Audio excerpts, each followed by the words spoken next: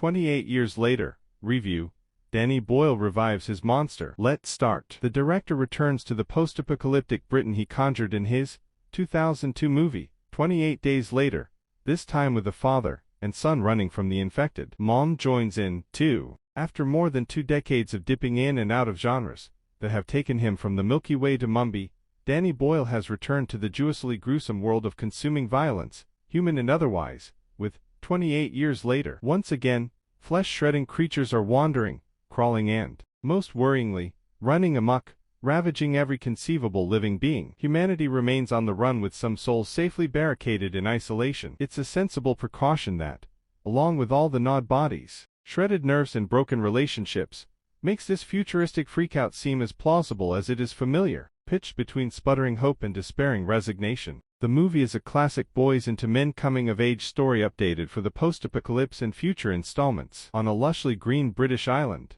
a ragtag collection of adults and children are doing their best to keep the tattered remains of civilization intact. Inside a protected hamlet, they live and congregate much as their peasant forebears might have centuries earlier. They share precious resources, nuzzle juicily in the dark. There are threats and some provocative mysteries, like the figure who appears in a ghoulish mask that's suggestive of Edvard Munch's The Scream. This is the third addition to a cycle that opened with 28 Days Later, 2002, a violent parable also directed by Boyle in which humanity is stricken into near oblivion. The 2007 follow-up, 28 Weeks Later, was directed by Juan Carlos Fresnadillo. The 2002 movie opens in Britain with animal rights activists set on freeing some lab chimps. Even after an on-site scientist helpfully explains that the animals are infected with rage, the activists keep blundering toward doom. As they restrain the scientist, he shouts, "You've no idea," just before a chimp chows down on a would-be liberator in a flurry of blood-red imagery. Like the new movie,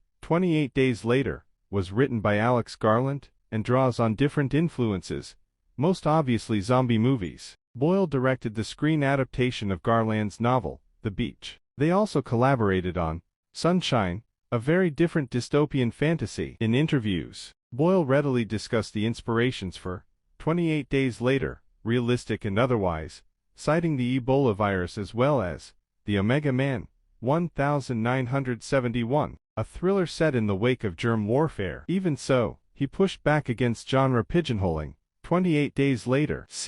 It's not a film about monsters, it's a film about us, he told Time Out. That our monsters are always us is as obvious as the all-too-human face of Frankenstein's creature. Whether zombies or not, the infected in 28 Days Later kill indiscriminately, much like the undead that Georgia Romero first sizzed on us in 1968 with Night of the Living Dead. One striking, nerve-thwacking difference between these generations of insatiable beings is their pacing. Along with Zack Snyder in his zippy 2004 remake of Romero's Dawn of the Dead, Boyle popularized the now familiar fast zombie. Romeros tend to stagger and lurch with their arms raised like scarily ravenous toddlers, moving slowly enough for some of their swifter would-be victims to escape, though not always. Quickening the pace of the creatures added genre novelty, and it expressed the real world's ever-accelerating rhythms. The pace complemented Boyle's filmmaking, which tends toward speed. That's very much in evidence in 28 Years Later, which opens with some pro forma background about the state of the world.